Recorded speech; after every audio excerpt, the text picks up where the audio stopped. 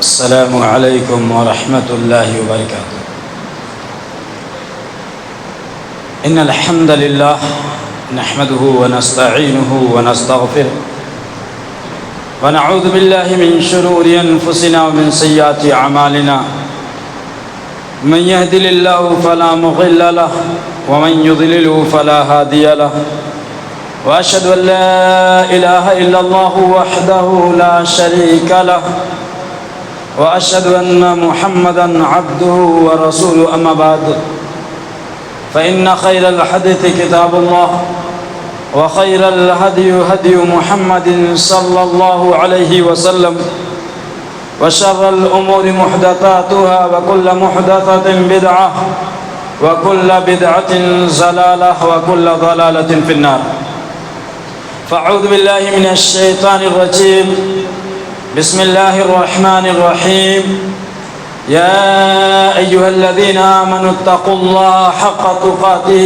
ولا تموتن إلا وأنتم مسلمون يا أيها الناس اتقوا ربكم الذي خلقكم من نفس واحدة وخلق منها زوجها وبث منهما رجالا كثيرا ونساء واتقوا الله الذي تساءلون به والأرحام إن الله كان عليكم رقيبا يا أيها الذين آمنوا اتقوا الله وقولوا قولا سديدا يصلح لكم أعمالكم ويغفر لكم ذنوبكم ومن يطع الله ورسوله فقد فاز فوزا عظيما بسم الله الرحمن الرحيم قاف والقرآن المجيد بل عجبوا أن جاءهم منذر منهم فقال الكافرون هذا شيء عجيب أئذا متنا وكنا ترابا ذلك رجع بعيد قد علمنا ما تنقص الأرض منهم وعندنا كتاب حفيظ بل كذبوا بالحق لما جاءهم فهم في أمر مريج أفلم ينظروا إلى السماء فوقهم كيف بنيناها وزيناها وما لها من فروج والأرض مددناها وألقينا فيها رواسي وأنبتنا فيها من كل زوج بهيج تبصرة وذكرى لكل عبد منيب ونزلنا من السماء ماء مباركا فأنبتنا به جنات وحب الحصيد والنخل باسقات لها طلع نضيد رزقا للعباد وأحيينا به بلدة ميتا كذلك الخروج كذبت قبلهم قوم نوح وأصحاب الرس وثمود وعاد وفرعون وإخوان لوط وأصحاب الأيكة وقوم تبع كل كذب الرسل فحق وعيد أفأعينا بالخلق الأول بل هم في لبس من خلق جديد قال الله تبارك وتعالى في القرآن المجيد وذكر فإن الذكرى تنفع المؤمنين رب اشرح لي صدري ويسر لي أمري واحلل عقدة من لساني يفقهوا قولي رب زدني علما اللهم رب زدني علما اللهم إني أسألك علما نافعا ورزقا طيبا وعملا متقبلا آمين۔ حاضرین جمعہ، تمام قسم کی تعریف و توصیف، کبریائی، بڑائی، بزرگی اللہ وحدہ لا شریک، خالق کائنات، مالک ارض و سما، علی کل شیء قدیر، غفور الرحیم، ارحم الراحمین کے لیے لائق و زیبا ہے، جس نے ہم تمام انسانوں کو اس دنیا کے اندر، اس دار فانی کے اندر پیدا کیا، بعد ہو تمام انبیاء پر، خصوصاً نبی آخر الزمان، مزمل و مدثر، یاسین و طٰہٰ، جناب محمد عربی صلی اللہ علیہ وبارک وسلم پر انگنت لا تعداد درود و سلام نازل ہو، جنہیں اللہ رب ذوالجلال والاکرام نے اس دنیا کے اندر رحمت للعالمین بنا کر مبعوث کیا اور جن پر اپنا دین اسلام کامل و مکمل فرمایا۔ حاضرین جمعہ، اللہ رب العالمین نے قرآن مجید کے اندر ارشاد فرمایا وذکر فإن الذکر تنفع المؤمنین۔ اللہ رب العالمین اس آیت کے اندر اپنے آخری نبی جناب محمد عربی صلی اللہ علیہ وسلم کو مخاطب کرتا ہے۔ نبی آخر الزمان سے خطاب کرتے ہوئے اللہ رب العالمین ارشاد فرما رہا ہے کہ اے نبی، آپ لوگوں کو واعظ کیجئے، آپ لوگوں کو نصیحت کیجئے۔ وذکر فإن الذکر تنفع المؤمنین، کیونکہ واعظ و نصیحت یہ مومنوں کو، ایمان والوں کو فائدہ پہنچاتی ہے۔ اس سے مومن، ایمان والے، اللہ والے مستفید ہوتے ہیں، فائدہ اٹھاتے ہیں۔ اور خطبہ جمعہ یہ واعظ و نصیحت کا بہترین موقع ہے۔ خطبہ جمعہ یہ واعظ و نصیحت کا بہترین ذریعہ ہے، اور خطبہ جمعہ شریعت اسلامیہ میں رکھا ہی گیا ہے کہ کم سے کم ہفتے میں ایک دن اہل ایمان کو واعظ و نصیحت کی جائے، انہیں سمجھایا جائے، انہیں بتایا جائے، انہیں دین سے روشناس کرایا جائے، انہیں دین سے آشنا کرایا جائے، انہیں دین کے بارے میں کچھ علم دیا جائے۔ انشاءاللہ العزیز آج کے اس خطبہ جمعہ کے اندر میں آپ حضرات کے سامنے ایک عظیم احادیث کے ذریعہ کچھ گفتگو کروں گا، کچھ باتیں کروں گا۔ اللہ کے رسول صلی اللہ علیہ وسلم کی ایک عظیم حدیث جس میں تمام انسانوں کے لیے بڑا سبق، بڑی نصیحت ہے، اور یہی نہیں بلکہ اس عظیم حدیث کے اندر تمام انسانوں کی زندگی کو احاطہ کیا گیا ہے، یعنی تمام انسانوں کی زندگی اس حدیث کے دائرے میں آتی ہے، اس حدیث کے اندر آتی ہے۔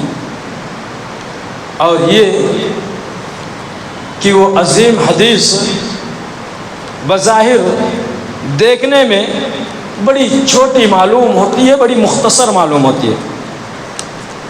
حدیث کہنے کو تو بڑی چھوٹی ہے، بڑی مختصر ہے، لیکن اس حدیث کے اندر معنی و مفاہیم کے سمندر کو سمویا گیا ہے۔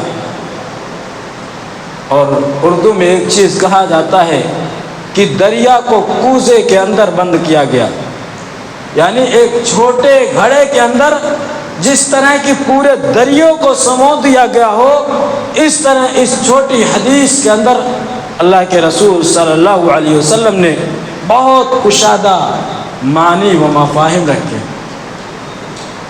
راوی حدیث حضرت عبداللہ بن عباس رضی اللہ عنہ ہیں، وہ کہتے ہیں کہ اللہ کے حبیب صلی اللہ علیہ وسلم نے فرمایا، نعمتان مغبون فیہما کثیر من الناس الصحت والفراغ۔ اور بتاؤں کہ ہمارے آخری نبی جناب محمد عربی صلی اللہ علیہ وسلم کو اللہ رب العالمین نے جہاں بہت ساری صفات دی، آپ کے اندر اللہ رب العالمین نے جہاں بہت سارے اوصاف پیدا کیے، جہاں آپ کے اندر بہت سارے ملکے تھے، انہی میں سے ایک ملکہ یہ تھا کہ اللہ رب العالمین نے آپ کو جوامع الکلم سے نوازا تھا۔ جوامع الکلم سے، جوامع الکلم کا معنی اور مفہوم یہ ہوتا ہے کہ آدمی بات تھوڑی کرے، ورڈ کم ہوں، الفاظ کم ہوں، جملے کم ہوں، لیکن اس کے معنی بہت زیادہ ہوں۔ جوامع الکلم، بات تھوڑی ہو، الفاظ تھوڑے ہوں، ورڈ تھوڑے ہوں، لیکن معنی بہت زیادہ ہے۔ اور یہ حدیث جو میں آپ حضرات کے سامنے پیش کر رہا ہوں، یہ حدیث آپ صلی اللہ علیہ وسلم کے جوامع الکلم ہونے کی ایک بہترین عمدہ مثال ہے۔ اس کے علاوہ مختلف حدیث ہیں، لیکن یہ بھی حدیث اسی میں سے ہے کہ آپ صلی اللہ علیہ وسلم کس قدر جوامع الکلم تھے، یعنی آپ صلی اللہ علیہ وسلم مختصر بات کے ذریعہ کتنے اہم پیغامات پہنچاتے تھے۔ ہم اسی حدیث کو دیکھیں، اگر ہم اس حدیث کو لکھنا شروع کریں تو یہ حدیث ایک سطر بھی نہیں آئے گی، ایک لائن بھی نہیں آئے گی، لیکن اس حدیث کے اندر اللہ کے پیارے حبیب صلی اللہ علیہ وسلم نے جو سندیش دیا ہے، جو پیغام دیا ہے، وہ پیغام بہت اہم ہے، بہت کشادہ ہیں، بہت بڑے ہیں، جو پیغام اللہ کے رسول صلی اللہ علیہ وسلم نے اس حدیث کے اندر دیا۔ لکھنے میں تو حدیث چھوٹی ہے، دیکھنے میں تو بڑی چھوٹی لگتی ہے۔ نعمتان مغبون فیہما کثیر من الناس الصحۃ والفراغ، بس حدیث اتنی ہے، لیکن پیغام کتنے کشادہ ہیں، پیغام کتنے اہم ہیں، آئیے اس کو دیکھتے ہیں۔ اللہ کے رسول صلی اللہ علیہ وسلم نے فرمایا کہ دو نعمتان، دو نعمتیں مقبول ایسی ہیں، دو نعمتیں ایسی ہیں، فیہما کثیر من الناس، کہ لوگ اکثر ان دو نعمتوں کے سلسلے میں دھوکے میں پڑ جاتے ہیں، ان دو نعمتوں کے سلسلے میں خسارے میں آ جاتے ہیں، نقصان میں آ جاتے ہیں، گھاٹے میں آ جاتے ہیں۔ انسانوں کی میجورٹی، انسانوں کی اکثریت، انسانوں کی زیادتی ان دو نعمتوں کے سلسلے میں ناقدری کر بیٹھتی ہے، ان کی ناشکری کر بیٹھتی ہے، ان کی قدر نہیں کرتی۔ کہا اللہ کے رسول صلی اللہ علیہ وسلم نے نعمتان مغبون، اور اگر ہم بات شروع سے سنیں گے تو بات سمجھ میں آئے گی، اگر بیچ میں کہیں بھی کٹ ہوا تو بات نہیں سمجھ میں آئی۔ اللہ کے رسول نے فرمایا نعمتان مغبون، دو نعمتیں ایسی ہیں کہ انسان اس دو نعمتوں کے سلسلے میں گھاٹے میں، بہت سارے لوگ گھاٹے میں ہو جاتے ہیں، نقصان میں ہو جاتے ہیں۔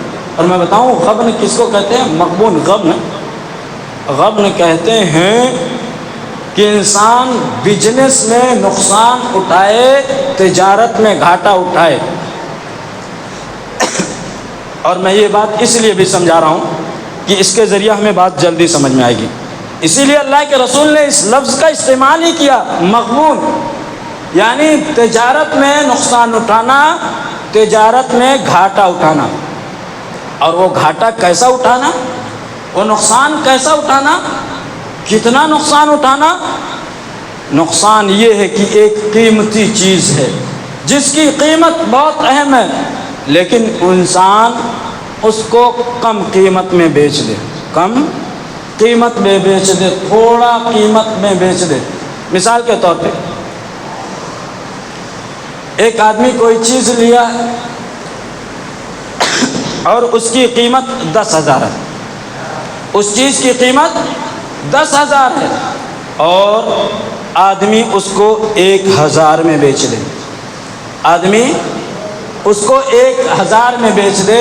عربی میں اس کو کہتے ہیں غبنت تاجر، تاجر نے نقصان اٹھایا، تاجر کو گھاٹا ہو گیا، نقصان ہو گیا، بزنس مین کو نقصان ہو گیا، کتنا؟ 9,000۔ کتنا نقصان ہوا؟ 9,000۔ یہ بات سمجھ میں آئی؟ مطلب اور مفہوم یہی ہے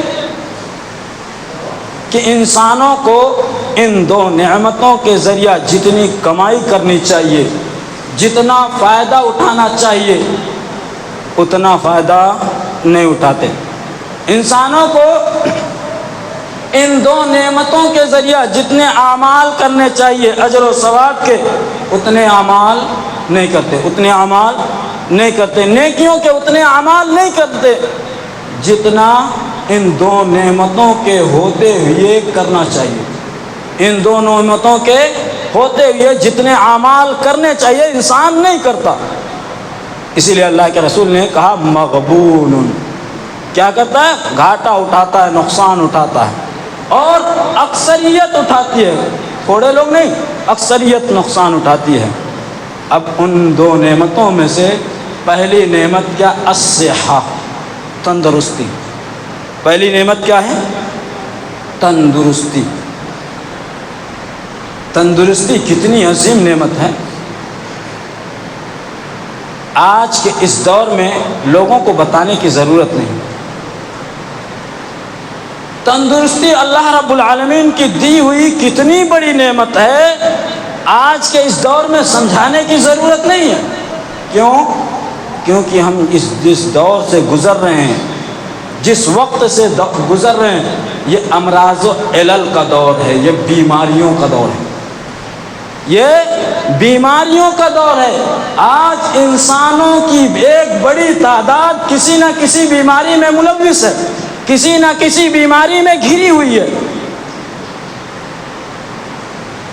اور یہاں تک کہ آج 40 کی عمر کو پہنچتے پہنچتے لوگ شوگر، بلڈ پریشر، ڈپریشن، نہ جانے کون کون سی بیماری میں مبتلا ہو جاتے ہیں۔ یہی نہیں، بہت ساری خبریں ایسی آتی ہیں کہ 10 سال کے بچوں کو ہارٹ اٹیک آ رہا ہے۔ تو صحت و تندرستی کتنی عظیم نعمت ہے، اس سلسلے میں بتانے کی ضرورت نہیں۔ یہ بیماریوں کا دور ہے، یہ امراض و علل کا دور ہے، اور ہر ایک شخص کسی نہ کسی بیماری میں مبتلا ہے، اور جو کسی بیماری میں مبتلا ہے، ہم اس کے پاس بیٹھ کر چند منٹ بات کر لیں، چند منٹ گفتگو کر لیں، تو ہم پر یہ بات عیا ہو جائے گی، واضح ہو جائے گی کہ صحت و تندرستی کتنی عظیم نعمت ہے۔ علامہ ابن قیم رحمۃ اللہ علیہ کہتے ہیں کہ انسانوں کو اس زمین پر نعمت ایمان کے بعد اگر کوئی سب سے بڑی نعمت ملی ہے تو وہ صحت و تندرستی کی نعمت ہے۔ علامہ ابن قیم رحمۃ اللہ علیہ کہتے ہیں کہ انسانوں کو ہدایت، حق اور ایمان کے بعد اگر کوئی سب سے بڑی دولت، کوئی سب سے بڑی نعمت ملی ہے تو وہ نعمت صحت و تندرستی کی نعمت ہے۔ اور غالب نے کیا ہی خوب کہا ہے، تنگ دستی گرچہ ہو غالب، تنگ دستی گرچہ ہو غالب، تندرستی ہزار نعمت ہے۔ غالب کہ جو یہ شعر ہے نا، وہ کہہ رہا ہے کہ آدمی فقیر ہی صحیح، آدمی قلاص ہی صحیح، آدمی مفلس ہی صحیح، فقر و فاقہ میں ملوث ہو، لیکن اگر وہ صحت و تندرستی اس کے پاس ہے تو وہ ہنسی خوشی زندگی گزارتا ہے، وہ خوشی سے زندگی گزارتا ہے۔ آدمی اگر 3 وقت میں سے ایک ہی وقت اچھے سے کھاتا ہے، لیکن اس کی تندرستی بہتر ہے، اچھی ہے، تو اس کی زندگی ہنسی خوشی گزرتی ہے، بہتر سے گزرتی ہے۔ لیکن اگر کوئی شخص بڑا مالدار ہو، اس کو ہر طرح کی آرائش ہو، چلنے کے لیے گاڑیاں، رہنے کے لیے بنگلے، ساری چیزیں، گرمی ٹھنڈی سب کا بندوبست ہو، اس کو ہر طرح کی آرام و آشائش ملی ہو، لیکن اگر اس کے پاس تندرستی نہیں ہے تو اس کی ساری خوشی چھن جاتی ہے، اس کی ساری خوشی چھن جاتی ہے، ساری خوشی رائے گا برباد۔ اور صرف اس کی نہیں چھنتی ہے، یہ بات اسی لیے بتا رہا ہوں، یہ بات بہت سمجھنے کی ہے۔ صرف اس کی نہیں، اگر کوئی گھر میں بیمار ہوتا ہے ایک بچہ تو پورے گھر والوں کی نیندیں اڑ جاتی ہے، پورے گھر والوں کا چین و سکون چھن جاتا ہے، پورے گھر والے حیران و پریشان رہتے ہیں جب تک ٹھیک نہ ہو، صحیح نہ ہو۔ اور اگر کسی کو کوئی دائمی بیماری لگی ہوتی ہے تو آدمی کتنا پریشان رہتا ہے، کتنا حیران رہتا ہے، یہ بتانے کی ضرورت نہیں۔ اسی لیے اللہ کے رسول نے فرمایا کہ الصحہ، یہ اللہ کی بہت بڑی نعمت ہے، اللہ کی بہت بڑی نعمت ہے صحت و تندرستی، اس سے غفلت میں نہ رہو، اس کو خسارے میں نہ اٹھاؤ۔ اسی طرح عربی کا ایک مقولہ ہے، اور وہ مقولہ یہ ہے کہ الصحۃ تاج علی رؤوس الاصیحۃ لا یراہا الا المرضى۔ عربی کا مقولہ ہے کہ الصحۃ تاج علی رؤوس الاصحۃ لا یراها الا المرضى. ذرا مفہوم کی طرف غور کریں. کہا کہ صحت و تندرستی ایک ایسا تاج ہے، ایک ایسا تاج ہے صحت و تندرستی جو کہ ایک صحت مند کے سر پر رہتا ہے، ایک صحت مند کے سر پر رہتا ہے، اور اس تاج کو صرف بیمار کے علاوہ کوئی نہیں دیکھ سکتا. جب بیمار اپنے سے اچھے کی طرف دیکھتا ہے، جب بیمار اپنے سے صحت مند کی طرف دیکھتا ہے تو وہ سمجھتا ہے کہ صحت مندی کتنی بڑی نعمت ہے، تندرستی کتنی بڑی نعمت ہے. یہی کہا کہ بیمار ہی دیکھ پاتا ہے کہ صحت و تندرستی، یہ صحت والے پر کتنا بہترین تاج، کتنا بڑا، کتنا اچھا تاج رکھا گیا. ایک امیر سے امیر بیمار شخص جو اس قدر بیماریوں میں ملوث ہو، جو اس قدر بیماریوں میں گھرا ہو کہ بیماریاں اسے موت کی دہلیز تک پہنچا چکی ہوں، وہ موت کی دہلیز پر آ گیا ہو، جب وہ شخص ایک فقیر آدمی کو دیکھتا ہے، وہ فقیر جو اس کے دروازے پر اس لیے پہنچتا ہے کہ وہ اس سے کچھ مدد مانگے، کچھ تعاون کرے، لیکن یہ بیمار شخص جب اس فقیر کی طرف دیکھتا ہے تو اس فقیر کی تندرستی پر رشک کرتا ہے اور ایک گھڑی کے لیے یہ کہتا ہے کہ اے کاش میں اس کی جگہ ہوتا. ہم نے دیکھا ہے بہت سارے لوگوں نے اپنی بیماریوں کو ٹھیک کرانے کے لیے یہاں تک کہا کہ یہ ساری دولتیں جو ہے لے لو، لیکن مجھ سے یہ بیماری ختم کر دو، یہ چیز ختم کر دو. لیکن مال و دولت سے تندرستی نہیں حاصل کی جا سکتی، مال و دولت سے تندرستی نہیں آتی. اگر مال و دولت سے تندرستی آتی تو ہر امیر شخص صحت مند ہوتا اور ہر غریب شخص بیماریوں میں ملوث ہوتا. لیکن آج الٹا ہے، آج اپوزٹ ہے.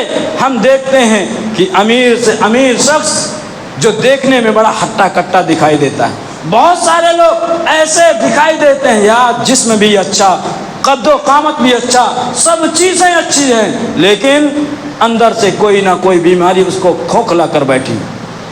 کبھی کبھی رشک آتا ہے کاش اس کی جیسے باڈی ہو جاتی، کاش اس کے جیسا جسم ہو جاتا، لیکن نہ، کوئی بیماری اس کے اندر ایسی ہے جو اس کو اندر سے کھوکھلا کرے. وہ سجا سجایا آدمی، وہ خوبصورت آدمی بیماریوں میں ملوث ہے جس کی بیماری نہیں جانتا. تو کہا صحت و تندرستی یہ صحت مند آدمی کے اوپر ایک بہت بڑا تاج ہے. پھر آئیے ایک واقعہ سماعت کریں، ہارون رشید کا واقعہ. ہارون رشید ایک عباسی دور کے بہت مشہور بادشاہ گزرے. ہم نے بارہا سنا ہوگا، یہ بہت علم والے تھے. اللہ رب العالمین نے ان کو علم دیا تھا اور یہ علم والوں کی قدر کیا کرتے تھے، کیونکہ علم والے کی قدر کرتے ہیں.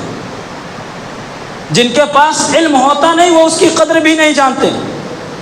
ہارون رشید یہ خود بھی بہت اچھے عالم تھے اور علم والوں کی قدر کیا کرتے تھے. اتنی قدر کیا کرتے تھے کہ یہ اپنے دربار میں ہمیشہ کسی نہ کسی عالم کو بٹھائے رہتے تھے. اور صرف بٹھاتے نہیں تھے، کہتے رہتے تھے مجھے کوئی واعظ کرو، مجھے کوئی نصیحت کرو، مجھے کوئی بات بتاؤ.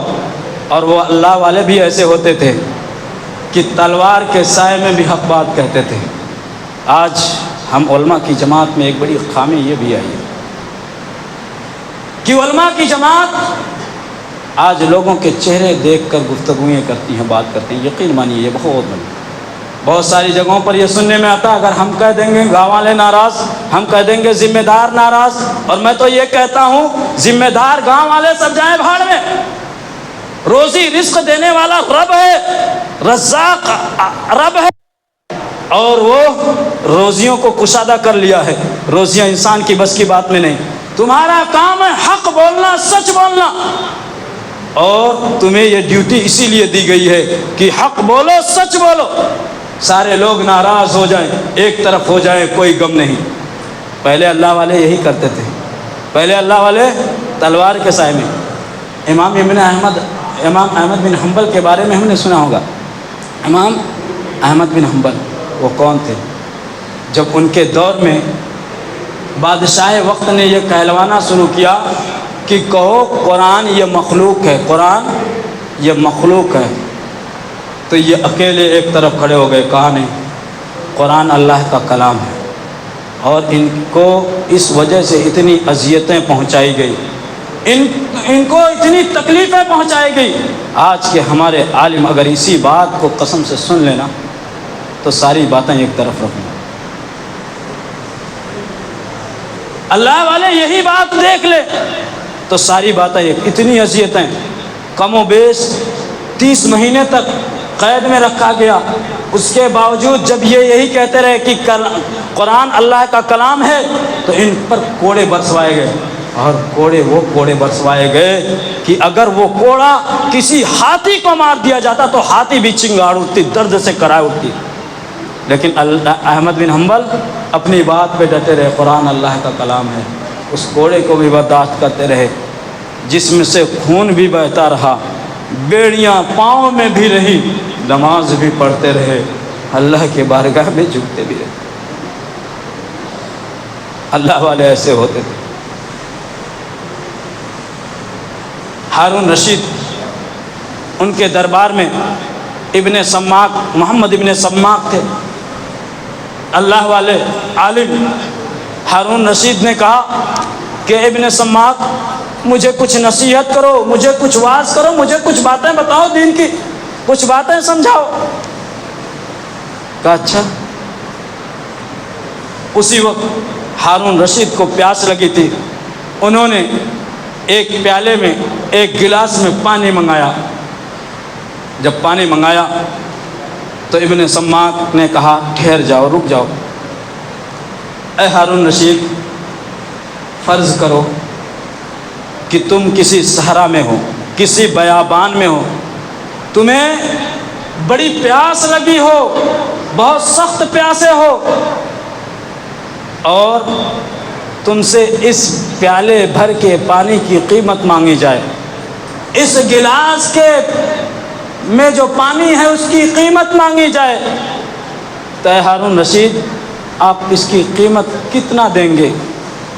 ہارون رشید نے کہا اللہ کی قسم، جس قدر پیاس لگی ہے، اگر کوئی شخص مجھ سے یہ کہے کہ تم ایک گلاس پانی پی لو اور مجھے اپنی آدھی سلطنت دے دو، تو میں اس کو آدھی سلطنت اپنی دے دوں گا، آدھی بادشاہت دے دوں گا، اور ایک گلاس پانی اس سے لے لوں گا، ایک گلاس پانی اس سے لے لوں گا۔ کہا پانی پی لو۔ ابن سماک نے کہا پانی پی لو۔ اور ہمیں معلوم ہے اللہ کی کتنی بڑی، ذرا ایسے سوچیں، بیٹھیں اور غور کریں کہ اللہ رب العالمین نے ہمارے اوپر کتنے کتنے انعامات کیے۔ ہم کھاتے ہیں، پیتے ہیں، جو اچھی چیزیں ہوتی ہیں ہمارے جسموں میں لگتی ہے، اور جو بری چیزیں ہوتی ہیں یا جو نقصان دہ چیزیں ہوتی ہیں وہ پیشاب اور پاخانے کے راستے باہر آ جاتی ہیں، وہ فضلہ پیشاب اور پاخانے کے راستے باہر ہو جاتے ہیں، اور یہ اللہ رب العالمین نے آٹومیٹک ہمارے جسم میں لگایا ہوا ہے۔ یہ اللہ رب العالمین نے بغیر کسی قیمت کے، بغیر کسی پیسے کے اللہ رب العالمین نے فٹ کیے ہوا۔ جب ہارون رشید پانی پی چکے، ابن سماک نے ان سے پوچھا کہ اچھا اے ہارون رشید، اب بتاؤ یہ ایک گلاس جو تم پانی پیے ہو، اگر یہ ایک گلاس پانی باہر نہ نکلے، اگر یہ گلاس پانی باہر نہ نکلے تو تم اس کے پانی نکالنے کے لیے کیا خرچ کر سکتے ہو؟ کسی کا ہوتا ہے، کسی کا پیشاب رک جاتا ہے، کسی کا پاخانہ رک جاتا ہے، اور ایک گیس اگر پیٹ کے اندر ہو جائے آدمی کس قدر تڑپتا ہے، واللہ واللہ جیسے جان نکل آ جائے گی، پوچھا ایک گلاس اگر پانی تمہارے جسم سے یہ نہ نکلے تو اس کو نکالنے کے لیے، اس کے زیر علاج کے لیے تم کتنا خرچ کر سکتے ہو؟ کہا اللہ کی قسم اگر باقی آدھی بچی سلطنت اس ایک گلاس پانی کے نکالنے کے لیے خرچ کرنی پڑے تو میں خرچ کر دوں گا۔ باقی آدھی سلطنت جو بچے گی اگر اس کے زیر علاج کے لیے مجھے اسے خرچ کرنا پڑے تو میں وہ آدھی سلطنت بھی دے دوں گا اس ایک گلاس پانی نکالنے کے لیے۔ کہا اے بادشاہ وقت، اے ہارون رشید، سمجھ لو کہ تمہارے جو بادشاہت ہے اس کی قیمت صرف ایک گلاس پانی کے برابر۔ کتنا؟ ایک گلاس پانی کی برابر تمہارے بادشاہت کی وقات ہے، تمہارے بادشاہت کی ویلو ہے۔ اس کے پینے میں آدھا اور اس کے نکالنے میں آدھا، یہ تمہارے بادشاہت کی۔ تو پتہ چلا صحت و تندرستی کتنی بڑی نعمت ہے کہ اگر وہی انسان کے پاس نہ ہو تو سب کچھ خرچ کرنے کے لیے تیار ہو جاتا ہے کہ اس کے پاس صحت و تندرستی آ جائے۔ اور یہی وجہ ہے کہ اللہ کے رسول صلی اللہ علیہ وسلم نے فرمایا ان اول ما یسأل عنہ العبد یوم القیامہ، جب قیامت کے دن سب سے پہلا بندے سے سوال ہوگا نعمتوں میں سے تو من النعیم، اس نعمت کا سوال ہوگا ان یقال له، اس سے کہا جائے گا الم نصیح لک جسمک، کیا ہم نے تمہیں صحیح سالم جسم نہیں دیا تھا، تندرست جسم نہیں دیا تھا، وَنُرْوِيَكَ مِنَ الْمَاءِ الْبَارِدِ، اور تمہیں ٹھنڈا پانی پلایا تھا۔ اسی طرح ایک دوسری حدیث ہے، کہا اللہ کے رسول صلی اللہ علیہ وسلم نے فرمایا اغتنم خمسا قبل خمس، او لوگو 5 چیزوں سے پہلے 5 چیزوں کو غنیمت سمجھو، بہتر سمجھو، اچھی سمجھو۔ اس میں سے کہا شباب کا قبل حرمک، بڑھاپا آنے سے پہلے جوانی کو غنیمت سمجھو، جوانی کو دیوانی میں نہیں اللہ کی عبادت میں گزارو۔ اس کے بعد کہا وصحت کا قبل سقمک، اور بیماری کے آنے سے پہلے تندرستی کو غنیمت سمجھو، اچھا جانو۔ اسی طرح کہا وغنا کا قبل فقرک، فقیری آنے سے پہلے مالداری کو غنیمت سمجھو، وفراغ کا قبل شغلک، اور اسی طرح فراغت کو، خالی اوقات کو مشغولیت سے پہلے غنیمت سمجھو، وحیات کا قبل موتک، اور زندگی کو موت سے پہلے غنیمت سمجھو۔ اس میں کیا کہا گا؟ اور جہاں ساری چیز کہا گئی وہی 2 چیز ہیں۔ نمبر 1 صحت و تندرستی کو بیماری سے پہلے غنیمت سمجھو، یعنی بیماری آنے سے پہلے اتنی عبادتیں، اتنی ریاضتیں کر لو کہ وہ بیماری کے دنوں میں کام آئے۔ ایک حدیث میں اللہ کے رسول نے فرمایا کہ اپنی بیماری کے لیے اپنی تندرستی کے دن میں کام کر لو، عمل کر لو۔ وَخُذْ مِنْ صِحَتِكَ لِمَرْضِكَ، اور اپنے بیماری کے لیے صحت و تندرستی کے دن میں کام کر لو، عمل کر لو۔ اگر کوئی نیک عمل کرتا ہے صحت و تندرستی کے دن میں تو اس کا فائدہ کیا ہوتا ہے؟ آئیے ایک حدیث دیکھو، اللہ کے رسول صلی اللہ علیہ وسلم نے فرمایا، اللہ رب العالمین فرماتا ہے جب کوئی نیک بندہ، وہ بندہ جو اپنے صحت و تندرستی کے دنوں میں نیک اعمال کرتا تھا، اگر بیمار ہو جائے تو اللہ رب العالمین کہتا ہے انا قیدتک عبدی، کہ میں نے اس بندے کو قید کر لیا ہے، اس بندے کو میں نے قید کر لیا ہے، بیماری میں ملوث کر دیا ہے۔ تو اے میرے فرشتوں، جو صحت و تندرستی کے دنوں میں یہ کام کیا کرتا تھا اس کے اعمال لکھتے رہو۔ اگر یہ راتوں کو تہجد پڑھتا تھا، بیماری کی وجہ سے نہیں پڑھ رہا ہے تو اس کا تہجد لکھتے رہو۔ اگر سنتیں پڑھتا تھا، بیماری کی وجہ سے سنتیں نہیں پڑھ پا رہا، اس کا لکھتے رہو گرچہ نہیں پڑھ رہا ہے۔ اگر نفل روزے رکھتا تھا، بیماری کی وجہ سے نہیں رکھ رہا، اس کا لکھتے رہو گرچہ یہ بیمار ہے۔ فرشتے پوچھتے ہیں اے اللہ کب تک لکھتے رہے؟ اللہ رب العالمین کہتا ہے حتی یبرأ او یموتا، یہاں تک لکھتے رہو چاہے یہ صحیح ہو جائے یا مر جائے۔ جب تک یہ صحیح نہ ہو، جب تک یہ انتقال نہ کر جائے، وہ کام جو یہ صحت و تندرستی کے دنوں میں کیا کرتا تھا، جب یہ مالدار تھا کرتا تھا، فقیر ہوا نہیں کر رہا ہے، صدقہ اس کا لکھتے رہو۔ یہ ہے صحت و تندرستی کے دنوں میں اعمال کرنے کا فائدہ اور صحت و تندرستی کی نعمت، لیکن آج مسئلہ الگ ہے۔ اللہ کے رسول نے یہی فرمایا، کیا فرمایا کہ نعمتان مغبون فیہما اکثر من الناس، لوگ دو نعمتوں کے سلسلے میں دھوکے میں ہیں، دھوکے میں ہیں، خسارے میں ہیں، نقصان میں۔ الصحہ، سب سے پہلی چیز تندرستی ہے۔ جب تک تندرستی ہے تب تک لوگ دوسرے کو سمجھتے نہیں، جانتے نہیں، نہ رشتہ دار کو جانتے، نہ دوست و احباب کو جانتے، نہ اپنوں کو جانتے، نہ غیروں کو جانتے، نہ نماز کو جانتے، نہ روزہ کو جانتے، کسی چیز کو نہیں جانتے۔ اور جب بیماری آتی ہے تو سارے لوگ دکھائی دینے لگتے ہیں، نماز اسی وقت دکھائی دینے لگتی ہے، روزے صدقات و خیرات دکھائی دینے لگتے ہیں، اور اسی طرح اپنے دکھائی دینے لگتے ہیں، رشتہ دار دکھائی دینے لگتے ہیں جب بیماری آتی ہے۔ اور بسا اوقات ایسا ہوتا ہے کہ جو صحت مندی کے دنوں میں نمازیں نہیں پڑھتا، اللہ رب العالمین اس کو اس قدر بنا دیتا ہے کہ وہ بیماری کے دنوں میں سجدے بھی نہیں کر پاتا۔ میرے عزیزوں اور دوستوں، اس میں دو باتیں تھیں، میں ایک ہی بات پر اچھی طرح سے گفتگو کر پایا، دوسری بات میں مختصراً بتا دوں۔ دوسری بات ہے خالی اوقات ہے۔ اللہ رب العالمین نے کہا کہ خالی اوقات کو غنیمت سمجھو، خالی اوقات میں اتنا کام کر لو کہ مشغولیت کے دنوں میں تمہیں وہ کام فائدہ پہنچائے۔ وقت کی اسلام میں بڑی اہمیت ہے۔ وقت کی اہمیت کے لیے اتنا جان لیں کہ اللہ رب العالمین نے جتنی بھی عبادتیں فرض کی ہے سب کے وہ اوقات مقرر کیے ہیں۔ نماز فرض ہے، نماز کے لیے اوقات مقرر ہے۔ جیسے مثال کے طور پہ ظہر کا وقت ہے، زوال کے بعد ہے۔